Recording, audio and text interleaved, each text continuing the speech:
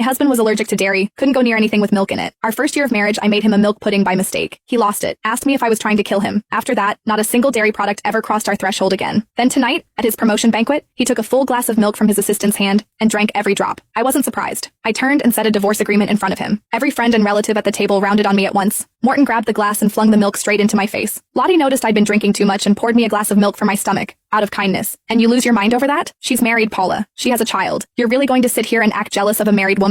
I let out a quiet laugh, turned, poured another glass of milk, and placed it in front of him. Since you love it so much, go on, drink up. Morton's eyes dropped to the glass in my hand. His jaw tightened. Then he slapped it out of my grip, and it shattered across the floor. I drink at those dinners for work, for you, so you can have a better life. You don't give a damn about that. But the second I have one glass of milk to settle my stomach, you're waving divorce papers in front of everyone? Murmurs rippled down the table. Heads shook. Someone near the back muttered loud enough for me to hear. We all know how hard Morton works. He drinks himself into stomach bleeds at business dinners just to provide for Paula, and this is how she repays him? Morton's famous for how good he is to his wife. I heard he specifically hired a married assistant with a kid so Paula wouldn't have anything to worry about. Lottie Galloway stepped forward, eyes glistening with practiced hurt. Paula, I'm married. My baby is a year old. How can you still be jealous of me? I just saw his stomach was bothering him and poured him some milk to help. If that upsets you, I won't do it again. That's all. I raised my hand and wiped the milk from my face. The sour sweet smell punched into my nose and my stomach rolled. I slapped the divorce papers flat on the table. Once we're divorced, you can pour him milk any way you want. It'll be none of my business. When Morton saw I meant it, he snatched the papers from my hands, ripped them down the middle, and threw the halves on the floor, his face dark with fury. I'm not agreeing to a divorce. This is all because I drank a glass of milk Lottie poured? Fine. I won't touch anything she gives me ever again. Happy now?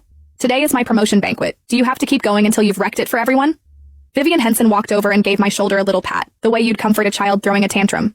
Paula, sweetie, you're a housewife. You need to know when enough is enough. If you actually go through with this, you'll never find another man half as good as my brother. Not if you searched for the rest of your life. My mother-in-law fixed me with a cold glare. You've been married to Morton for 3 years. He won't even let you set foot in the kitchen. Every morning he gets up early to cook your breakfast before work. Every night he comes straight home and makes you 3 dishes and a soup. He won't even let you wash a single pair of his socks. You're his wife, and while he's out there wrecking his health for his career at those dinner tables, you don't bat an eye. But the second his assistant pours him 1 glass of milk, you throw a fit about divorce? Are you even human? Her words landed, and I felt every gaze in the room settle on me like a weight, open, undisguised contempt. I looked down at the milk stains still drying on my clothes, and the backs of my eyes burned. In everyone's mind, landing Morton Henson was the luckiest thing that had ever happened to me. The man every wife wished she'd married. 3 years of marriage and he'd handled nearly every chore, kept me sheltered like a hothouse flower. And the whole time, this so-called perfect husband was making my life a joke. My gaze hardened. I pulled up the divorce appointment on my phone and sent it to Morton. Whether you agree or not, I'm ending this marriage. Tomorrow morning, 10 o'clock, the courthouse. Show up, or I file for divorce through the courts. Morton froze for a beat, then softened his voice and reached for my hand, coaxing me the way you'd calm a child mid-tantrum. Come on, I know you're just jealous. You want me to prove I care. I promise. From now on, I won't drink anything anyone else pours for me. Only yours. Okay? My stomach turned. I pulled my hand free, turned around, poured a glass of milk, and set it down in front of him. Then drink this.